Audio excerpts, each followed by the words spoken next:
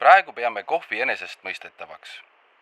Kui aga kohvi teekonnaga oast tassi tutvust teha, siis näeme, et kliimamuutustele on väga oluline mõju kohvi kasvatamisele. Kui ennustatud kuni 2,5-kraadine globaalne temperatuuri kasv saab teoks, väheneb araabika kohvi kasvatamiseks sobilik pindala aastaks 2050 suisa poole võrra. Nii võib 50 aasta pärast kohv olla eksklusiivne kaup, mis vähestele kättesaadav. Selleks, et seda vältida, tuleb juba täna konkreetseid samme astuda. Kohvitootjana tegutseme Pauligis nii, et meie tegevusest jääks võimalikult väike jälg loodusele. Jätkusuutlikkusest oleneb kohvi tulevik. Meist igaüks saab looduse heaks oma enda köögis väga palju ära teha. Üks lihtne võimalus on sorteerida prügi, koguda biojäätmeid, nagu näiteks kasutatud kohvipuru, biojäätmete konteinerisse. Juba see pealtnäha väike tegu aitab oluliselt keskkonda säästa. Lagunemisprotsessist eralduv gaas avaldab atmosfääri jõudes keskkonnale kahjulikku mõju.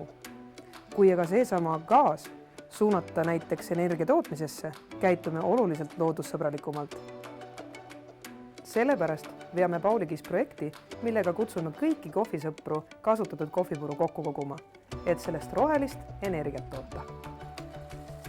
Aastal 2018 toimus pilootprojekt, kus kogusime kokku 4,4 tonni kasutatud kohvipuru. Järgmisel aastal, 2019, oli see juba 14 tonni, millest tootsime Pinni biogaasijaamas 18 000 kilovatt-tundi elektrienergiat ja selle annetasime Haibalaste kodule.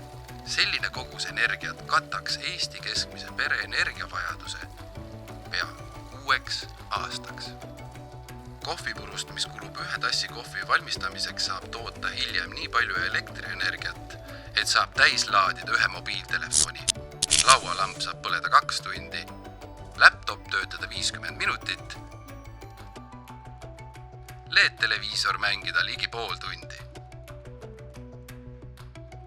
Võime vaid ette kujutada, kui palju roheenergiat suudaksime toota, kui Eestis muutuks biojäätmete sorteerimine levinumaks.